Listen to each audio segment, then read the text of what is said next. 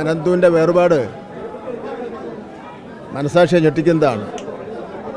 ഏറ്റവും വല്ലാത്ത ദുഃഖകരമാണ്.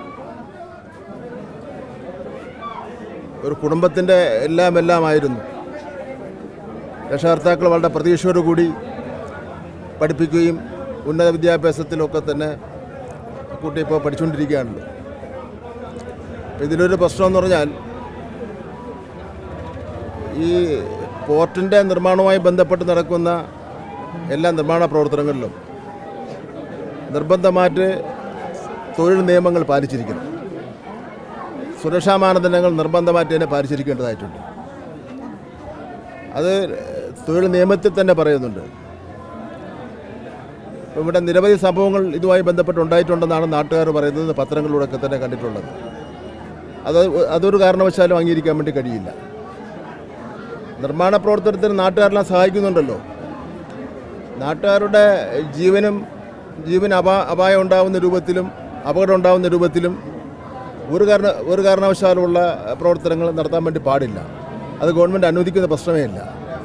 ഇതിനെ സംബന്ധിച്ചിടത്തോളം ജില്ലാ കളക്ടർ അന്വേഷണം നടത്തുന്നതിന് വേണ്ടി ജില്ലാ കളക്ടറെ ചുമതലപ്പെടുത്തിയിട്ടുണ്ട്. കളക്ടർ ഇതിനെ സംബന്ധിച്ചിടത്തോളം ഒരു റിപ്പോർട്ട് ഗവൺമെൻറ്റിനെ ഏൽപ്പിക്കുന്നുണ്ട്.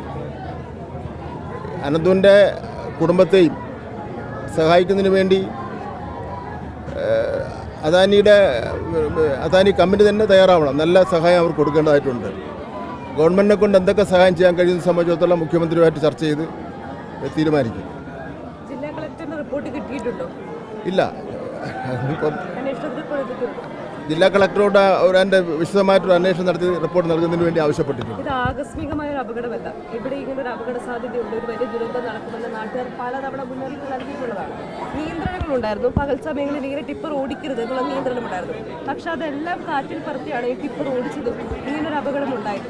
അതിൽ ശക്തമായ നടപടി ഉണ്ടാകുമോ? അതടക്കമുള്ള പ്രശ്നങ്ങൾ അന്വേഷിക്കുന്നതിന് വേണ്ടി കളക്ടറോട് പറഞ്ഞിട്ടുണ്ട്. കളക്ടറുടെ റിപ്പോർട്ടിന്റെ അടിസ്ഥാനത്തിൽ ആവശ്യമായ നടപടി സ്വീകരിക്കും. ഇനി പകൽ സമയങ്ങളിൽ ഇങ്ങനെ ടിപ്പർ ഓടിക്കരുതെന്ന് വല്ല നിർദ്ദേശം നൽകുമോ? കളക്ടർ റിപ്പോർട്ട് വന്നോട്ടെ, വന്ന ശേഷം നമുക്ക് ആവശ്യമായ തീരുമാനം എടുക്കാം. അനന്തുവിന് കൃത്യമായ ഒരു അർഹമായ സഹായം ആവശ്യപ്പെട്ടുകൊണ്ട് ഇപ്പോൾ ഇവിടെ സമരം ചെയ്യുന്നുണ്ട്. അപ്പോൾ എങ്ങനെയായിരിക്കും സഹായം? തീർച്ചയായിട്ടും അദ്ദേഹത്തിന് ആ കുടുംബത്തിന് ഏറ്റവും അർഹതപ്പെട്ട സഹായം കമ്പനിയും കൊടുക്കണം. ഗവൺമെൻറ്റിനെ കൊണ്ട് എന്ത് ചെയ്യാൻ കഴിയുന്ന സംബന്ധിച്ചിടത്തോളം മുഖ്യമന്ത്രിയുമായിട്ട് ആലോചിച്ചുകൊണ്ട് തീരുമാനിക്കും.